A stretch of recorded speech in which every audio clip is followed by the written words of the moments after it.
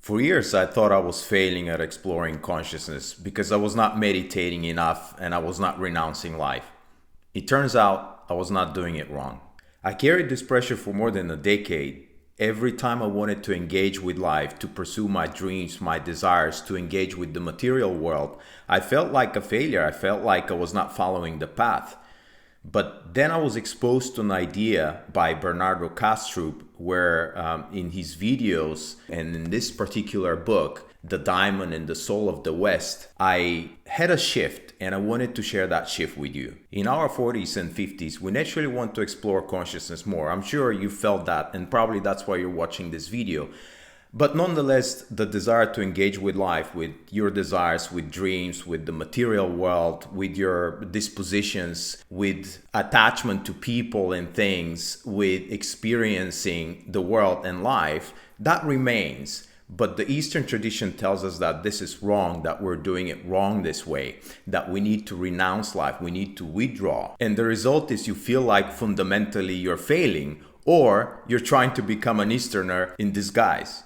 In this video, I want to explore the Eastern path, the path of renunciation, versus the Western path, the path of full engagement, and why the path of full engagement might be the better path for us, the Westerners. And by the way, here's a caveat. When I say the Eastern versus the Western path, I don't mean geographically. I mean by disposition. There are many people who live in the West who feel Easterners by disposition, and many people who live in the East who feel Westerners in disposition. So let's look at the Eastern path. The Eastern path recognizes Maya. Everything that's happening is Maya. It's the illusion. And it says we need to pierce through the illusion and we need to go straight for the truth through introspection. But because this is an uncharted territory, we also need a guru to help us chart through this territory. On the other hand, the Western path also recognizes Maya, but it teaches that the path is by engaging in life, by exploring life, by engaging with the Maya, with the illusion, because this reveals something about the illusion. This reveals something about reality and life itself. In other words, the path to self-actualization, the path to exploring consciousness, to doing the deep inner work is exactly by engaging with life. So which path is better? Maybe both are better, but maybe one fits you better than the other. So let's explore this. As I said earlier, the moment of the big shift for me happened when I was exposed to this idea, this new worldview by Bernardo Kastrup, where he talked about this idea before his new book was released, this book. I already mentioned it, The Diamond and the Soul of the West. And then by reading the book, that took me much, much deeper and helped me understand his idea and how this applies to me and my own natural disposition. So what I want to do here is let me read you a quote that really hit the spot for me, and that's happening early in the book. We hear Eastern masters tell us that the antidote to suffering is to live only in the present moment and renounce the world. This is music to our escapist ears, for it gives us the permission to repress and throw away all that we don't like about ourselves, our regretful past, our anxious future, and the sordid world that defines us. It gives us permission not to drink from the bitter chalice of a heroic life, a life of beautiful failures and overpowering suffering, saturated with meaning, depth, and poignancy. And so we convince ourselves that we aren't really Westerners, but instead Easterners in disguise. Their way is our way, a conclusion we can take seriously only because we fail to recognize the archetypal templates that define us. To cut a Western mind off from its past and future is a mutilation, a neutering of the eternal present, a form of spiritual bypassing.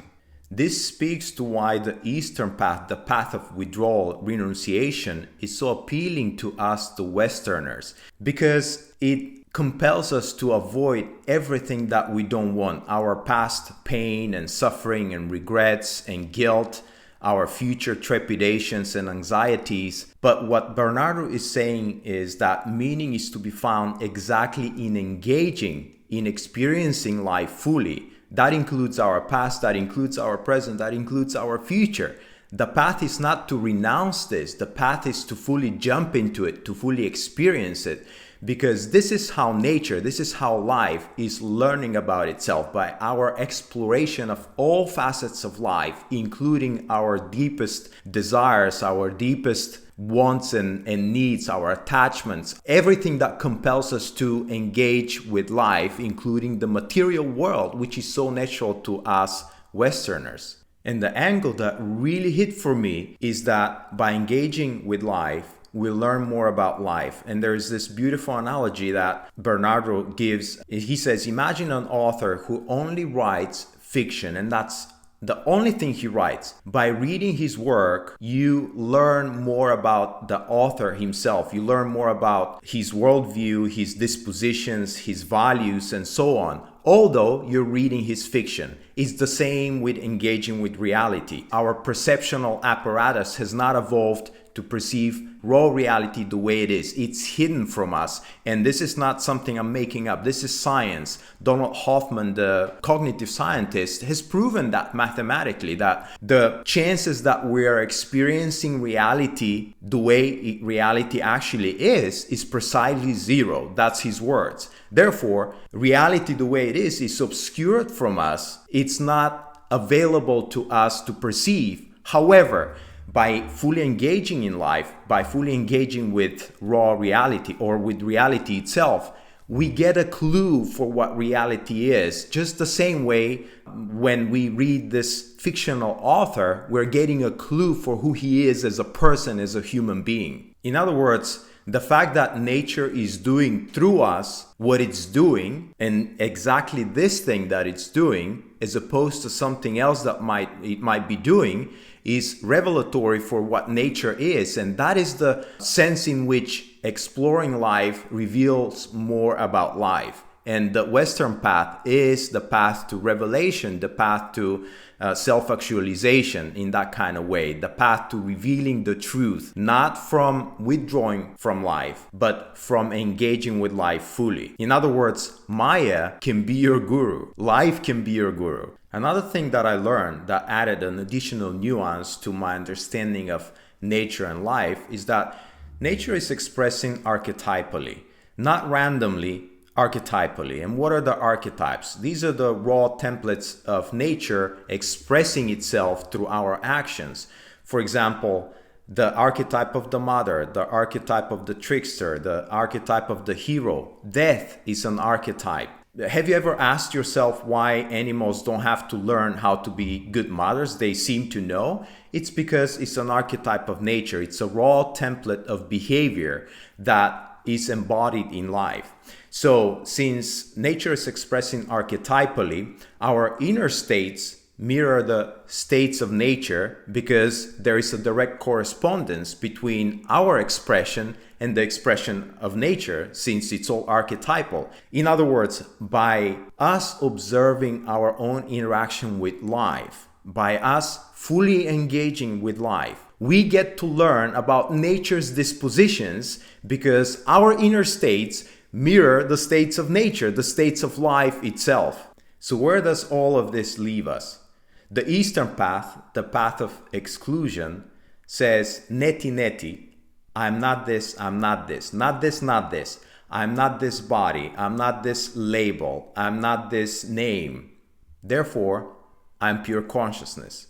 On the other hand, the Western path, the path of inclusion, says I am consciousness, I am this, but I am also this, and I am her, and I am him. Wow, I'm everybody. Wow, I'm everything. Therefore, I am universal consciousness. So two different paths, the same final destination. You can think of it as a circle. They start at the bottom, they have to diverge, but then they meet at the top again. So same destination. Naturally, however, the Westerners want to engage with life. They want to scratch what Bernardo Kastrup calls the primordial lack, which is the lack that nature itself, life itself feels about it because it continuously remembers about itself through our own expression, through our own actions.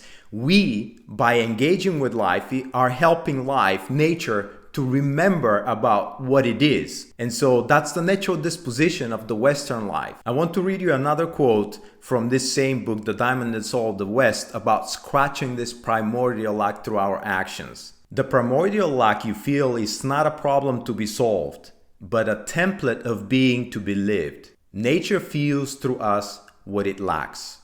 So if you're anything like me, at this point, you're probably having a complete shift of perspective. So I wanted to ask you, have you ever felt like if you still have that desire to engage with life, with the material world, with your desires, that you're still doing it wrong? Let me know in the comments below. I read all the comments. For me, since I was exposed to this paradigm shifting idea about the path of the Western mind versus the Eastern mind, I completely changed how I see my interaction with life and how I engage with life. My desires, my dispositions, my wanting to engage with the material world, my attachment to things and people, my attachment to my son. I no longer feel that I'm doing it wrong. I no longer feel that I'm not doing the inner work, that I'm not moving towards self-actualization. I now feel free to live life exactly how it fits me, because trying to engage in something else that doesn't fit makes my soul literally scream, hey, this is not your path. This is not natural to you. So what's always felt natural for me is to engage with life. And I suffered over a decade and more by disengaging from life. I was never successful, of course, and I felt guilt and I felt like I'm doing it all wrong and that I'm not moving towards self-actualization. But now I don't feel that way anymore. So if you feel like you naturally fit the Western disposition more, next time you feel your natural pull towards your desires and your need to engage with the material world, with life itself, to attach to people, to things, to have dreams, to be fully engaged with experiencing life, you're not failing. You're doing exactly the inner work that's more natural to you.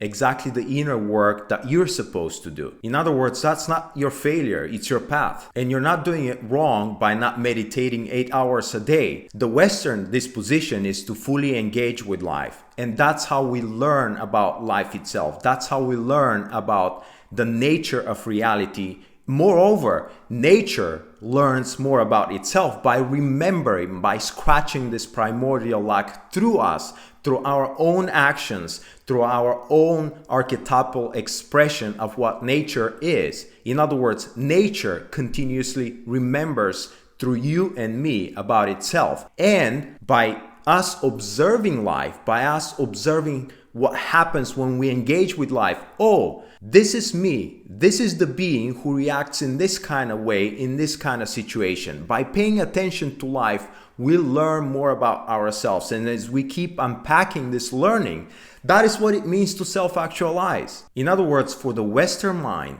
by fully engaging with life, not only do we do the deep inner work, but we also find deeper meaning in life. So this paradigm shift changed everything for me and how I engage with life and how I view life. It took more than a decade to discover, but now here's where I am and I'm sharing this with you. I also have a free community on WhatsApp. It's called Deeper Prime, where 60 of us or so are going deep in the exploration of consciousness and topics like this. So if you're into this, if you're exploring topics like this, join us. The link is in the description below. Also, every week I put out a video like this. If you want to go deeper, subscribe. So in closing, there are two different paths. The Eastern path, the path of exclusion, and the Western path, the path of inclusion. Both lead to the same destination. If you feel the Western disposition is more your disposition, you're not doing it wrong. And I'll leave you with this final thought. Maybe life is not something to overcome. Maybe it's something to dance with.